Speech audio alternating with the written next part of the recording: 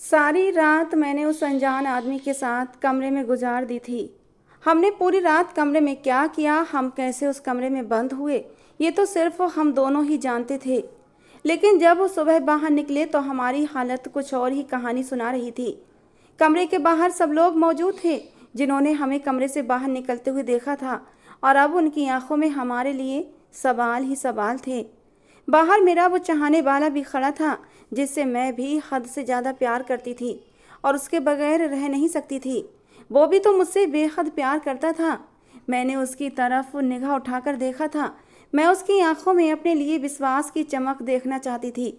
इतने सारे लोग खड़े थे और सबकी आंखों में मेरे लिए अविश्वास, नफरत, घिन और ढेरों सवाल थे। लेकिन मैं उसकी आंखों में सिर्फ अपने लिए चाहत, विश्वास और मान देखना चाहती थी। उसने भी मुझे उस आदमी के साथ कमरे से बाहर निकलते हुए देखा था, लेकिन उसने मेरे मान को तोड़ दिया था। मैं तो उसे कुछ और ही उम्मीद लगाए बैठी थी, लेकिन उसने मेरी उम्मीदों पर पानी फेर दिया था। मेरे प्यार का ताज महल गिरकर ढह गया था। और जब उसने भी मुझ पर इल्ज़ाम लगाया था, मैंने कहा, तुम ऐसा कैसे कह सकते हो देव? कैसे यकीन है तुम्हें कि मैंने कुछ गलत किया है? बोलो। गम और गुस्से से मेरी हालत ख़राब थी। मैंने उसका गिरेबान पकड़ लिया और चिल्ला चिल्ला कर उससे सवाल करने लगी। उसने कहा, जरा अपनी तरफ तो देखो, फिर मुझसे सवाल करना। तुम्हारी हालत तो कुछ और ही कहानी बता रही है। तुम्हें मुझसे पूछने की ज़रूरत नहीं पड़ेगी, पहले खुद की हालत देखो। और जब मैंने नीचे देखा था, मेरी चीख निकल गई थी, क्योंकि मेरा नाम अवनी है। मेरे माँ बाप इस दुनिया से जा चुके थे। उन्होंने मेरे बड़े भाई की शादी करवाई थी। भाई की शादी पर मेरे मम्मी पापा बहुत खुश थे। बड़े ही अरमानों से भाई की शादी कराई थी और घर में बहू लेकर आए थे। लेकिन मेरे मम्मी पापा के जीवन में खुशियों का समय बहुत कम था, क्योंकि भाई की शादी को अभी सिर्फ 3 महीने हुए थे कि वो दोनों एक कार हादसे का शिकार हो गए और मौके पर ही दोनों दम तोड़ गए थे। वो वक्त तो हम दोनों पर बहुत बुरा था, लेकिन भाई के पास तो भाभी का सहारा था। भाभी ने भाई को संभाल लिया था। मेरी भाभी का नाम पुष्पा था। वो सुंदर तो बहुत थी, लेकिन दिल की अच्छी इंसान बिल्कुल भी नहीं थी। मम्मी पापा के जाने के बाद वही हमारे घर की बड़ी बन गई थी, क्योंकि मेरी उम्र तो उस समय बहुत कम थी और मैं अपने भैया भाभी के सहारे ही रह गई थी। भाभी का एक छोटा भाई था जिसका नाम देव था। वो बहुत खूबसूरत और हैंडसम था और मुझसे 1-2 साल ही बड़ा होगा। उसका हमारे घर काफ़ी आना जाना था। जब से मेरे माँ बाप इस दुनिया से गए थे, ये घर जैसे भाभी के मायके वालों के लिए ही हो गया था, जहाँ वो कभी भी आ जा सकते थे। भाभी उनके लिए मज़े मज़े के खाने बनाती और वापसी पर वही खाने डिब्बों में भर भर कर उनको दे देती थीं, और ये भी नहीं देखती थीं कि घर में मेरे लिए भी खाने को कुछ बचेगा या नहीं। कभी कभी तो मुझे भूखे पेट ही सोना पड़ता था, क्योंकि भाभी खाना घर पर छोड़ती ही नहीं थी। खाना खाने के बाद बचा हुआ सारा खाना अपने मायके भिजवा देती। भाभी ने अब इस घर को अपनी मन मर्जी से चलाना शुरू कर दिया था और मेरा भाई कुछ भी नहीं बोलता था। मैं हैरान थी उसने कैसे मेरे भाई की अक्ल को एकदम बंद कर दिया था, क्योंकि भाई तो भाभी के गुणगान किया करता था। भाभी की कोई भी गलती भाई को नज़र नहीं आती थी। भाई कहता कि मेरी पत्नी जो कहती है, जो करती है, वो ठीक ही करती है। ये मेरा भी घर था, लेकिन मैं अपने ही घर में अजनबियों की तरह रहा करती थी। मैं इस घर में ऐसे रहती जैसे दांतों के बीच जबान रहती है। मैं कुछ भी बोलती नहीं थी। जब मेरे माँ बाप जिंदा थे तो मेरे माँ बाप मुझसे बहुत प्यार करते थे, मेरी हर इच्छा को पूरा करने की कोशिश करते। मैं अपने माँ बाप की लाडली थी, लेकिन ये सारे लाड प्यार सिर्फ माँ बाप के टाइम पर ही थे। अब तो मैं कुछ बोल ही नहीं पाती थी। मेरा भाई भी हर वक्त मुझे लड़ता झगड़ता रहता था, क्योंकि मेरी भाभी भाई के कानों में मेरे लिए नफरत उंडेलती रहती थीं। उसमें बड़े भाइयों जैसी कोई बात ही नहीं थी। भाभी का मिजाज बहुत अलग था। उन्हें अगर किसी भी बात पर गुस्सा आता तो वो अपने मन का सारा गुस्सा मुझ पर ही निकाल देती थीं, और मैं भी भाभी की कड़वी कसीली बातें सुनती रहती थी, उन्हें लौटकर जवाब भी नहीं देती थी। ऐसे में भाभी के छोटे भाई देव ने मेरी ज़िंदगी में खुशियों के रंग भरे थे। उस दिन देव अपनी बहन से मिलने आया था। मुझे देखते ही उसके चेहरे के रंग बदलने लगे थे, आंखों की चमक बढ़ने लगी थी।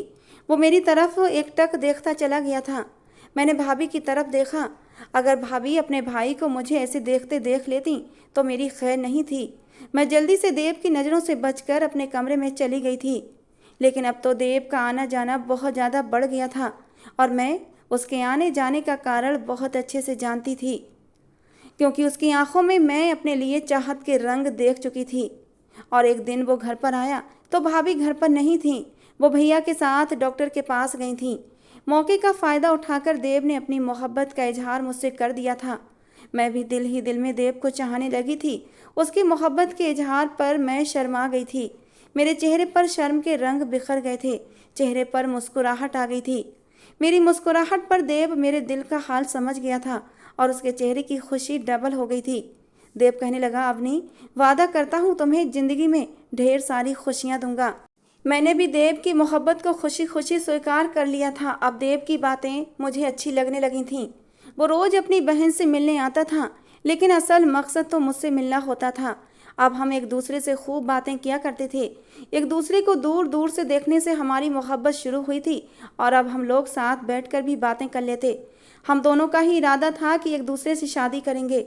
वो कहता था, तुम देखना, मेरी बहन मुझसे बहुत मोहब्बत करती है, वो मेरी बात को नहीं टालेंगी और इस रिश्ते के लिए मान जाएंगी, तुम परेशान मत होना। लेकिन मुझे भाभी की माँ से भी बहुत डर लगता था, क्योंकि भाभी की माँ बहुत ही खतरनाक टाइप की औरत थी। क्योंकि वही तो हमेशा भाभी के कान भरती थीं कि अपने घर पर ऐसे राज करो, अपने पति को ऐसे बस में करो। भाभी की माँ ने तो भाभी को एक दिन ये भी कह दिया कि अपनी ननद की शादी जल्द से जल्द कर दे, ताकि तेरी जान इस बवाल से छूट जाए। वो अपने घर की हो जाएगी तो तेरी उससे जान छूट जाएगी। अब भाभी भी मेरे लिए रिश्ता ढूंढने लगी थी और आज जब मुझे लड़के वाले देखने आए तो मैंने ये बात देव को बता दी, क्योंकि मैं देव के बिना किसी और से शादी नहीं करना चाहती थी। मेरी बात सुनकर देव भी चिंता में पड़ गया था। कहने लगा, अवनी, तुम परेशान मत हो, मैं अपने घर पर बात करूँगा। इन सब हालात से मैं भी बहुत ज़्यादा परेशान हो गई थी। मैंने कहा, देव, मुझे बहुत डर लग रहा है, तुम अपनी माँ को किसी न किसी तरह राज़ी करो। तुम ही अपनी माँ को राज़ी कर सकते हो। अगर तुम कहोगे कि मैं अपनी से प्यार करता हूँ, उससे शादी करना चाहता हूँ, तो मेरे लिए मुश्किलें खड़ी नहीं होंगी। लेकिन अगर भाभी या तुम्हारी माँ को ये शक भी हो गया ना कि मैं भी तुमसे शादी करना चाहती हूँ, तुमसे प्यार करती हूँ, तो मेरे लिए तुम्हारी माँ मेरे लिए मुश्किलें खड़ी कर देंगे। इसलिए मेरी तुमसे विनती है कि मेरा नाम बीच में मत आने देना। अपनी माँ और अपनी बहन पर यही जाहिर करना कि तुम मुझसे एक तरफा मोहब्बत करते हो। मुझे अब देव का ही सहारा था कि वो सब कुछ संभाल लेगा।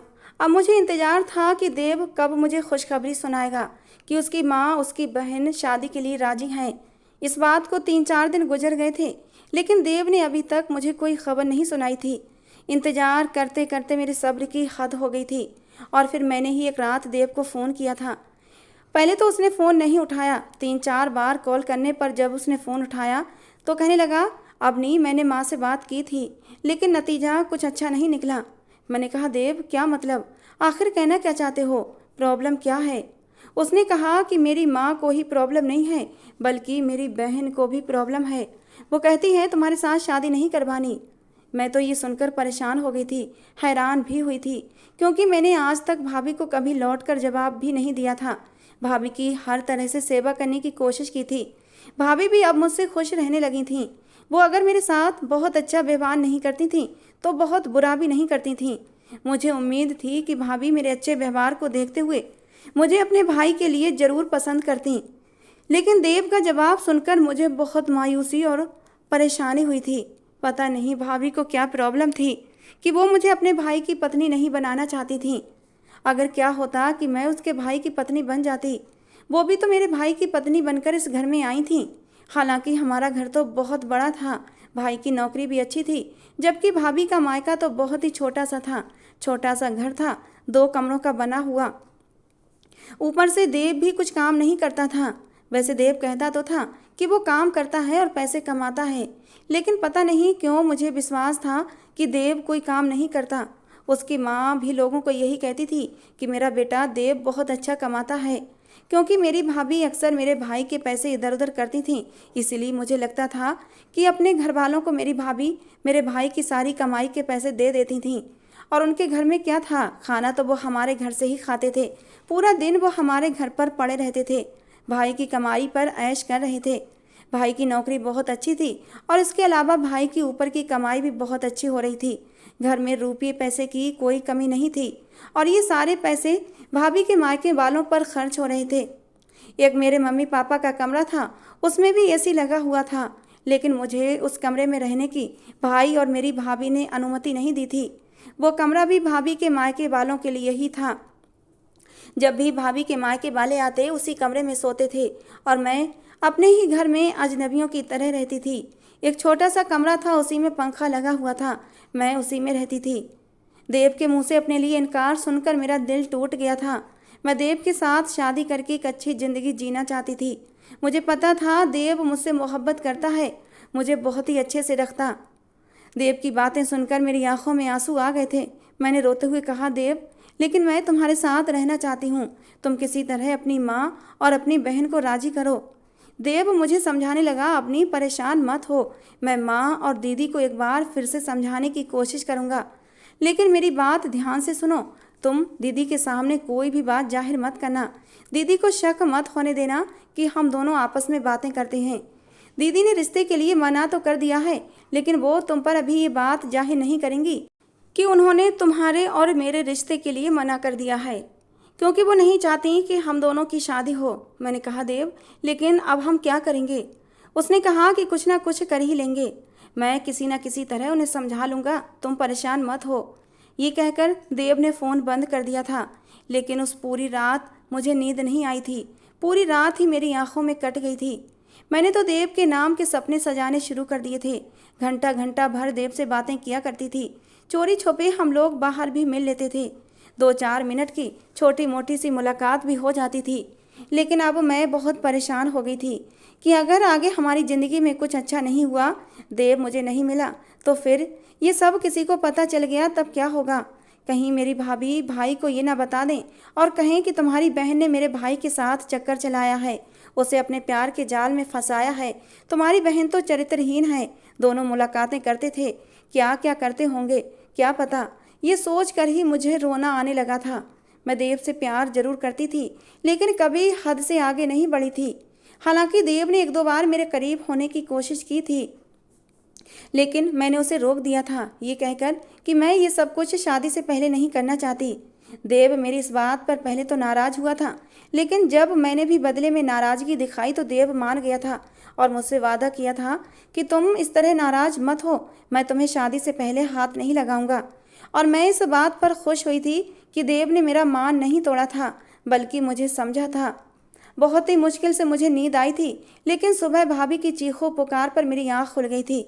भाभी मुझे आवाज़ें लगा रही थीं कि जल्दी बाहर निकलो और काम में मेरा हाथ बटाओ, मेरा बड़ा भाई आने वाला है, इतने समय बाद आ रहा है, अब यूं ही रूखा सूखा तो स्वागत नहीं करूंगी उसका।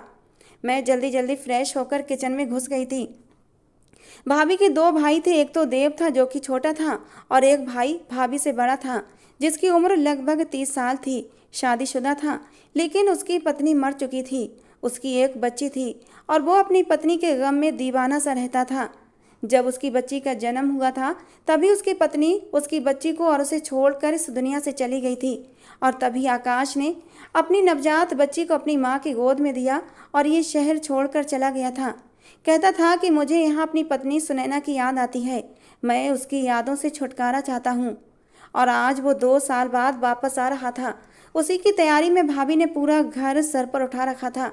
मैं जल्दी जल्दी किचन में काम करने में लगी हुई थी और भाभी के व्यवहार के बारे में ही सोच रही थी।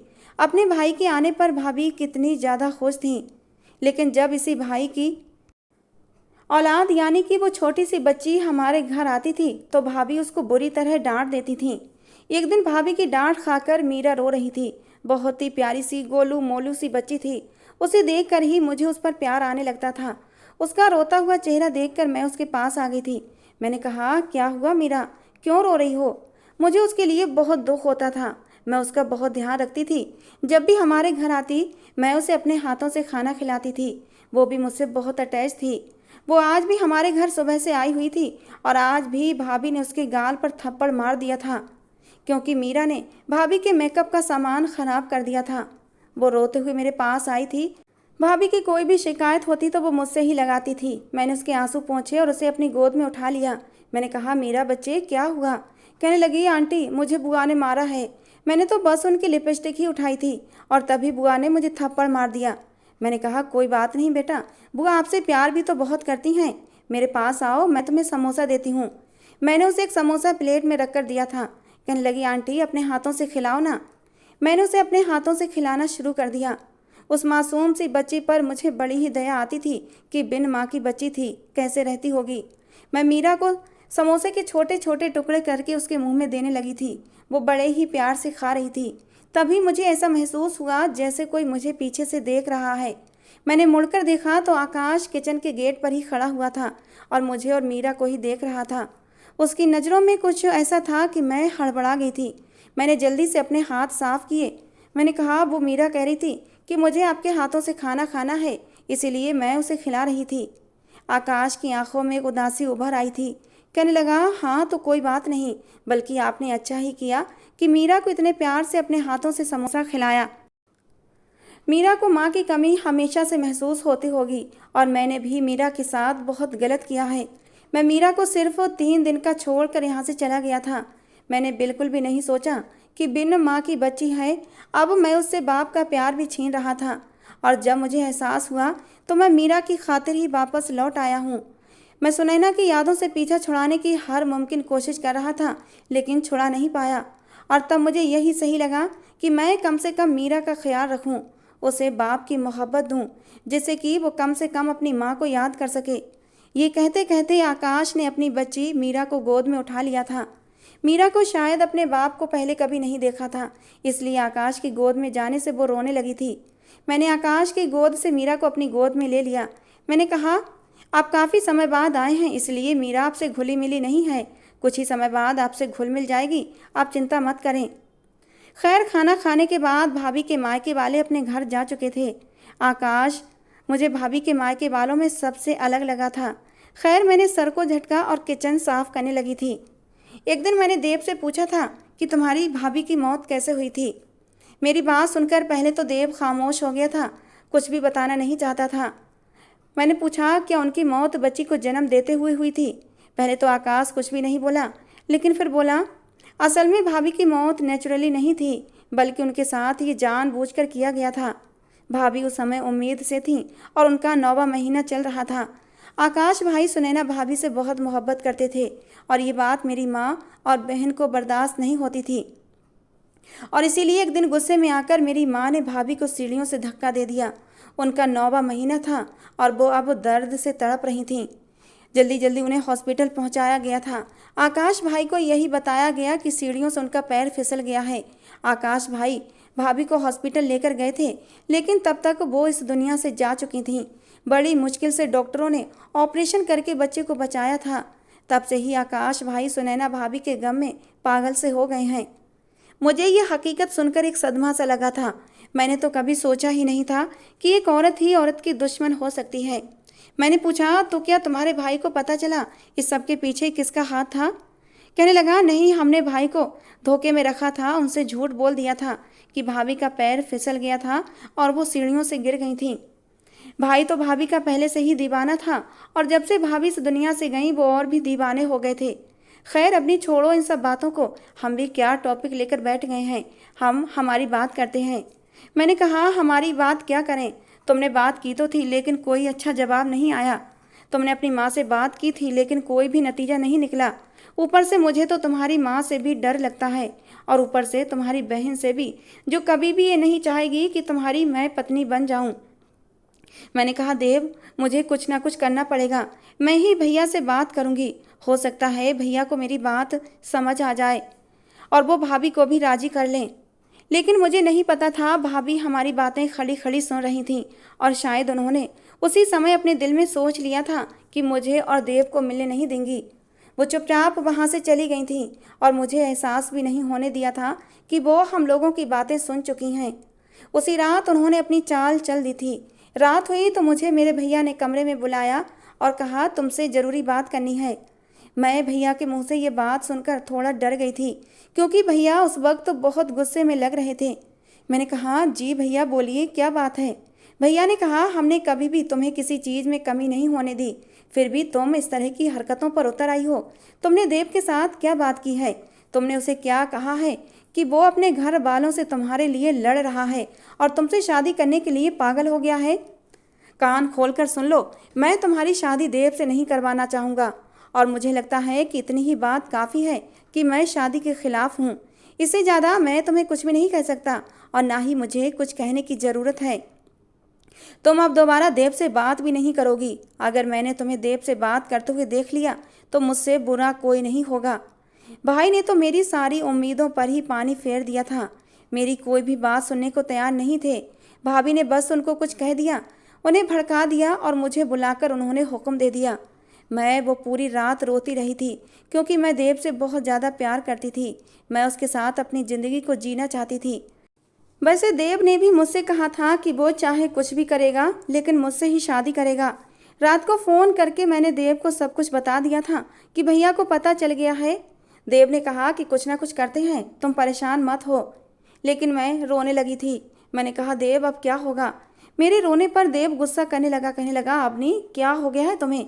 कितनी मुश्किल से हमें ये पल नसीब होते हैं, वो भी तुम रोने धोने में निकाल देती हो। यार, मैं रात को तुमसे अपना मूड फ्रेश करने के लिए बातें करता हूँ और तुम हो कि ऐसी रोने धोने वाली बातें करती हो। मेरे साथ रोमांटिक बातें क्या करो, प्यार भरी बातें क्या करो, जिससे कि मेरा दिल भी खुश हो और तुम्हें भी अच्छा लगे। देव ऐसा ही था। वो किसी भी बात को खुद पर हावी नहीं करता था। बड़ी से बड़ी बात को भी चुटकियों में उड़ा देता। मुझसे हर वक्त तो रोमांटिक बातें किया करता। हालांकि मैं उसे कहती, देव शादी से पहले इस तरह की बातें मुझे अच्छी नहीं लगती, लेकिन वो तब भी अपनी आदत से बाज नहीं आता था। अब भी कहने लगा, अवनी तुम्हारी बहुत याद आ रही है, मैं अभी तुमसे मिलने आता हूँ, तुम्हें प्यार की झप्पी दूंगा तो तुम्हारी सारी उदासी दूर हो जाएगी। देव की बात सुनकर मैं एकदम से डर गई थी। मैंने कहा, देव ऐसा मत करना, अगर भैया को पता चल गया ना तो बहुत बड़ी कयामत आ जाएगी। वो कहने लगा, तो ऐसा करो, तुम ही मुझसे मिलने बाहर आ जाओ। सच में आज तो तुम्हारी बहुत याद आ रही है। लेकिन मैंने उसे किसी न किसी तरह टाल कर फ़ोन बंद कर दिया था। कभी कभी मुझे देव की ऐसी बातें सुनकर महसूस होता कि कहीं मैंने गलत आदमी से तो प्यार नहीं कर लिया, क्योंकि देव की बातों में हमेशा ही रोमांस भरा रहता था। उसकी बातों में ऐसी तड़प होती थी जो ना चाहते हुए भी मुझे ऐसा लगता था कि जैसे उसकी बातों में हवस भरी है। कभी फ़ोन पर लिप टू लिप किस करने की बात करता, कभी मुझे बाहों में भरने की बात करता, तो कभी सुहागरात की बातें लेकर बैठ जाता। मैं ऐसी बातें सुनकर शर्म से पानी पानी हो जाती और उसे मना करती तो वो मेरी बात को हंसकर टाल देता। लेकिन खैर, जो भी था, मैं देव से प्यार करती थी और प्यार सोच समझकर नहीं किया जाता, बस हो जाता है। अगले दिन मैं सोकर उठी तो भाभी ने भी बहुत ही गुस्से और नफरत से मुझसे कहा था कि अवनी, देव के सपने अपनी आंखों से नोच कर फेंक दो। मैं कभी भी तुम्हारी और देव की शादी नहीं होने दूंगी। मैंने भाभी की तरफ आंसू भरी नज़रों से देखा था। मैं उनसे कुछ कहना चाहती थी, लेकिन मेरी ज़बान मेरा साथ नहीं दे रही थी, क्योंकि भाभी की आंखों में मेरे लिए इतनी नफरत थी कि मैं कुछ बोल ही नहीं पाई थी। 2 दिन गुजर गए थे और मेरी देव से बात नहीं हो पाई थी। उसका फ़ोन बंद जा रहा था और भाभी भी घर गई हुई थी और बड़ी ही जल्दबाजी में अपने मायके गई हुई थी। मुझे नहीं पता कि क्या हुआ था। ऐसा लगता था कि जैसे कोई बड़ी बात है, कोई मुसीबत आई है, कुछ तो हुआ है। कहीं देव ने घर में कोई झगड़ा तो नहीं कर लिया, लेकिन मैं उनसे पूछ भी नहीं सकती थी। शाम को जब भाभी आई तो मैंने डरते डरते उनसे पूछ लिया कि भाभी क्या बात थी, आप इतनी जल्दबाजी में अपनी मायके क्यों गई थीं? भाभी ने मुझे नफरत भरी निगाहों से देखते हुए कहा था कि तुम अपने काम से काम रखो, मेरे और मेरे मायके के मामले में दखलंदाजी करने की कोशिश मत करो। मैंने कहा, भाभी मैं दखलंदाजी नहीं कर रही, बस मुझे मीरा की चिंता थी, इसीलिए मैंने पूछ लिया। मेरी बात पर भाभी ने कहा, वही तो प्रॉब्लम है, तुम मीरा से दूर रहो। कल भी वो बहुत ज़्यादा रो रही थी, तुम्हें याद कर रही थी कि अपनी आंटी के पास जाना है। कुछ ही देर में आकाश भैया उसे छोड़ने आएंगे तो तुम उससे मिल लेना, लेकिन हर वक्त उससे चिपकने की कोशिश मत करना। धीरे धीरे मीरा तुम्हें भूल जाएगी। शाम हुई तो मुझे भाभी ने अपने कमरे में बुलाया था। कहने लगी, मीरा ड्राइंग रूम में बैठी है, जाओ उसके पास चली जाओ और उससे मिल लो, और उसके लिए कुछ खाने का भी सामान ले जाना। मैं फ़ौरन खाने का कुछ सामान ट्रे में रखकर कमरे में आ गई, पर जब सामने देखा तो वहाँ पर मीरा नहीं बल्कि आकाश खड़ा था। वो भी मुझे देखकर हैरान हुआ था। कहने लगा, आप? मैंने कहा, मैं तो मीरा के पास आई थी, मीरा कहाँ है? आकाश कहने लगा, मीरा? लेकिन मीरा तो घर पर है, मैं मीरा को साथ लेकर नहीं आया हूँ। मुझे तो पुष्पा ने कहा था कि तुम मुझसे कुछ ज़रूरी बात करना चाहती हो, इसीलिए मैं यहाँ आ गया था। बताओ तुम मुझसे क्या बात करना चाहती हो। मैं तो हैरान और परेशान खड़ी थी और अगले ही पल मुझे दिमाग में खतरे की घंटी बजती महसूस हुई थी। कुछ तो गड़बड़ थी। मैं जल्दी से गेट की तरफ बढ़ी थी, लेकिन इससे पहले ही किसी ने दरवाज़ा बाहर की तरफ से बंद कर दिया था और दरवाज़ा बंद होने पर मैं और आकाश हक्का बक्का खड़े थे। आकाश आगे बढ़ा और दरवाज़ा खोलने की कोशिश करने लगा, लेकिन दरवाज़ा बाहर से बंद था। आकाश आवाज़ें देने लगा, कोई है, दरवाज़ा खोलो, पर कोई सुनने वाला नहीं था। हमारा घर बहुत बड़ा था। ड्राइंग रूम एक तरफ को बना हुआ था। अगर वहाँ खड़े होकर कोई बात करता भी तो आवाज़ नहीं जाती थी, इसलिए ड्राइंग रूम में एक इंटरकॉम लगाया गया था। लेकिन जब इंटरकॉम को देखा तो वहाँ भी तारें कटी हुई थीं। ये सब क्या हो रहा था। आकाश ने कहा कि मुझे तो पुष्पा ने कहा था कि तुम्हें मुझसे कोई ज़रूरी बात करनी है, और जबकि भाभी ने मुझसे कहा था कि मीरा उस कमरे में है, उसके पास चली जाओ। इसका मतलब उन्होंने ही हम दोनों से झूठ बोला था। जिस हालातों में मैं इस समय कमरे में बंद थी, मेरी आंखों से आंसू बहने लगे थे और मैं वहीं बैठकर रोने लगी। आकाश मेरे करीब आने लगा तो मैंने जल्दी से पीछे को सरक गई थी। मैं इस बंद कमरे में एक अजनबी मर्द के साथ थी। मैंने कहा, मेरे करीब मत आना, वरना मैं खुद को नुकसान पहुंचा लूँगी। मेरी बात पर आकाश अपनी जगह रुक गया था। कहने लगा, अबनी कैसी बातें करती हो। मैं तो तुम्हें तसल्ली देना चाहता था। मेरे इरादे गलत नहीं हैं और ना ही मैं कभी तुम्हारे बारे में ऐसा सोच सकता हूँ। जो कुछ भी हुआ है किसी ने जानबूझकर किया है या फिर गलती से, लेकिन मेरा विश्वास करो, मैं तुम्हारी इज्जत पर आँच भी नहीं आने दूंगा। ये कहकर आकाश मुझसे कुछ ही दूरी पर बैठ गया था। उसे मीरा की भी चिंता हो रही थी। पता नहीं उसने खाना खाया होगा या नहीं। ये रात मेरी ज़िंदगी की सबसे काली भयानक रात थी, जो गुजरने का नाम नहीं ले रही थी। मेरे पास मोबाइल भी नहीं था। मैं उसे अपने कमरे में ही छोड़ आई थी। आकाश का मोबाइल भी स्विच ऑफ हो चुका था। मैं बैठी बैठी अपनी किस्मत पर रो रही थी और तभी किस्मत ने मेरे मुंह पर एक और तमाचा मारा था। बाहर से जोर जोर से बादलों के गरजने की आवाज़ें आने लगीं।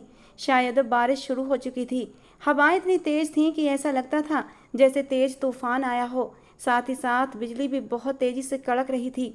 मेरा दिल डर के मारे कांपने लगा था और फिर अगले ही पल लाइट जा चुकी थी। मैं डरकर एक कोने में सिमट गई थी। मुझे बिजली के कड़कने से बचपन से ही डर लगता था। जब भी बिजली कड़कती थी तो मैं अपनी माँ की गोद में छुप जाती थी, और अब भी जब बिजली कड़कती थी तो मैं अपने सीने से तकिया भींच लेती थी और तब तक नहीं सोती थी जब तक बिजली का कड़कना बंद नहीं होता था। और आज भी मैं बहुत ज़ोरों से बिजली कड़कने की वजह से डर रही थी। डर के मारे मैंने अपना सर अपने घुटनों में दे दिया था कि तभी बाहर एक ज़ोरदार धमाके की आवाज़ हुई थी। शायद आंधी या तूफान की वजह से बाहर धमाका हुआ था। मैं चीख मारते हुए आकाश के सीने से जा लगी थी। मुझे उस समय कुछ भी होश नहीं था कि मैं क्या कर रही हूँ। जो कुछ भी हुआ था अचानक ही हुआ था। मैं डर के मारे काँप रही थी। आकाश ने भी मेरे कांपते हुए शरीर को अपनी बाहों में भरकर मुझे तसल्ली दी थी। अबनी संभालो खुद को, बस तूफान है, थोड़ी ही देर में थम जाए। लेकिन तूफान थमने का नाम नहीं ले रहा था। मैं कितनी ही देर तक आकाश की बाहों में सिमटी बैठी रही थी और आकाश भी मुझे प्यार से थपकते हुए तसल्ली देता रहा। न जाने कब आकाश की बाहों में ही मेरी आंख लगी थी। शायद उसकी बाहों में ऐसा सुकून था, ऐसी पनाह थी कि मैं सारा डर भूल गई थी और बेफिक्र होकर सुकून से सो गई थी। ये डर भी नहीं रहा था कि मैं इस समय आकाश के साथ बंद कमरे में अकेली हूँ और उसकी बाहों में हूँ, और जब कमरा खुलेगा तो क्या होगा। धीरे धीरे सुबह की रोशनी फैलने लगी थी। हमारी आंख दरवाजे के खुलने पर ही खुली थी। शायद आकाश भी सो गया था और मैं अब भी आकाश की बाहों में ही बैठी हुई थी, बल्कि हम दोनों एक दूसरे में समाये हुए थे, दुनिया से बेखबर सो रहे थे। कमरा खुलने पर हम दोनों ही हड़बड़ाकर उठ बैठे थे। सामने ही घर के सारे लोग खड़े थे। मेरी भाभी, भाभी की माँ और मेरा भाई, साथ ही देव भी खड़ा था। सब लोग हमें हैरान होकर देख रहे थे और मेरी भाभी अब रोने लगी थीं। कहने लगी, मुझे तो रात को ही इस कमरे से बातें करने की आवाज़ें आ रही थीं, लेकिन मुझे लगा साथ वाले घर से आवाज़ आ रही है, इसीलिए मैं सो गई थी। मुझे क्या पता था इस घर में ये सब कुछ होता है। देखो तो सही, ये दोनों पूरी रात इस कमरे में अकेले थे और किस हालत में हैं। देव, देख लो, अपनी आंखों से देख लो। तुम तो कहते थे इस लड़की से शादी करोगे, लेकिन ये तो चरित्रहीन लड़की है। इसकी नज़र तुम्हारे बड़े भाई पर है। राम राम, ये क्या हो रहा है।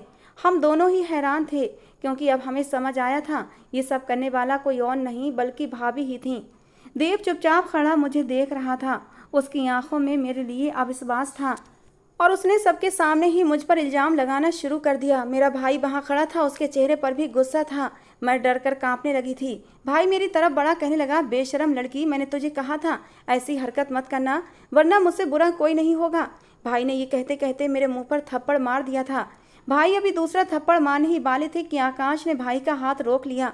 आकाश ने कहा, आप ऐसा नहीं कर सकते, अवनी बेकसूर है और वैसे ही पवित्र है जैसी पहले पवित्र थी। उसकी इज्जत पर दाग भी नहीं आया है। आप ऐसे कैसे अवनी पर इल्ज़ाम लगा सकते हैं?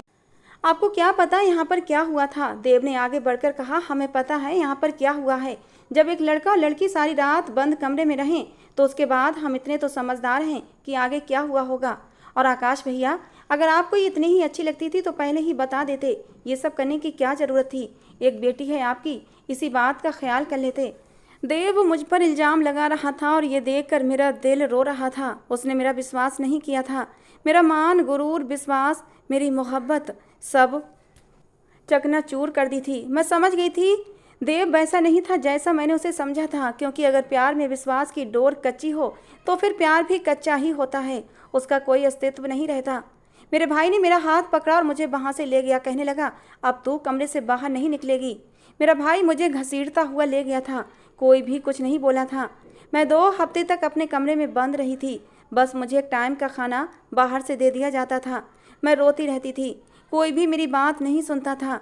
मैं सबको बताना चाहती थी कि मैंने कुछ नहीं किया है, लेकिन कोई भी मेरी बात सुनने के लिए तैयार नहीं था। 2 हफ्ते के बाद मुझे बाहर घर में शोर शराबे की आवाज़ आई थी। भाभी चीख रही थी कि तुम ऐसा कैसे कर सकते हो, मैं ऐसा हरगिज नहीं होने दूंगी। और तब मुझे आकाश की आवाज़ आई थी, जिसने कहा था कि ये मेरी ज़िंदगी है और मैं अपना फैसला खुद करने का पूरा हक रखता हूँ। मैं अपनी से शादी करूँगा। अभी के अभी उसे बाहर निकालो, आप लोग उसके साथ गलत कर रहे हैं। मैं उसे पूछना चाहता हूँ, अगर वो मुझसे शादी करना चाहती है तो मैं उसे शादी करूँगा। मैंने रिश्तों के ऐसे ऐसे रूप देखे थे कि मेरा विश्वास हर रिश्ते से उठ गया था। देव ने मेरे एतबार की किरचियाँ कर दी थीं। मुझे आकाश की पनाहों में जो सुकून उस रात मिला था, मैं वही सुकून अब दोबारा चाहती थी। दुनिया के हर गम को भूलकर मैं दोबारा से सुकून की तलाश में थी और वो सुकून मुझे आकाश की बाहों में ही मिल सकता था। मैंने फ़ौरन ही आकाश से शादी के लिए हाँ कर दिया और फिर बहुत ही सादगी के साथ मेरी और आकाश की शादी हो गई थी। मैं आकाश की दुल्हन बनकर उसके साथ आ गई। ये शादी से कोई भी खुश नहीं था, न मेरी भाभी, न भाभी की माँ और ना ही देव। लेकिन मीरा, वो बहुत खुश थी। वो तो मेरी गोद में चढ़कर बैठ गई थी और जब उसके पापा ने कहा कि आज से अपनी आंटी तुम्हारी आंटी नहीं बल्कि माँ है, तो ये सुनकर तो मीरा खुशी से चहकने लगी थी। और जब उसने मुझे मम्मी कहकर बुलाया था तो मैंने उसे प्यार से अपनी बाहों में भर लिया था। उसके माथे को चूम कर उसे प्यार किया था। मैंने कहा, हाँ मीरा, मैं तुम्हारी माँ हूँ। मैंने दिल में पक्का इरादा कर लिया था कि मैं मीरा को सच्ची माँ की मोहब्बत दूंगी। आकाश मुझे अपने पुराने घर लेकर नहीं गया था। मुझे विदा कराकर सीधा एक किराए के फ्लैट पर लेकर आया था।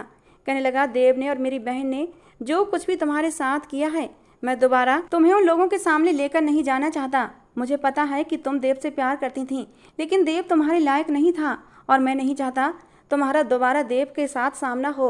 आकाश ने कमरे को पूरा दुल्हन की तरह सजाया था और अब मैं सुहाग की सेज पर बैठी आकाश का इंतजार कर रही थी।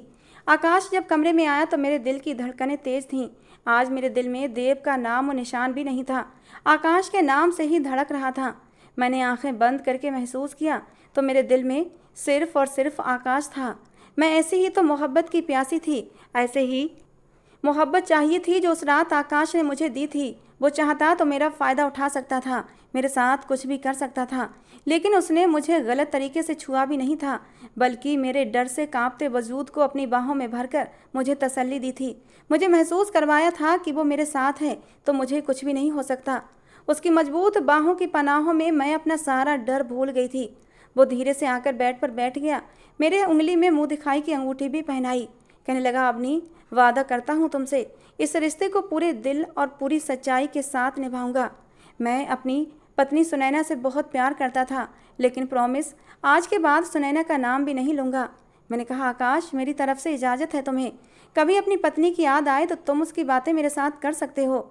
ये सुनकर आकाश मुस्कुरा दिया था।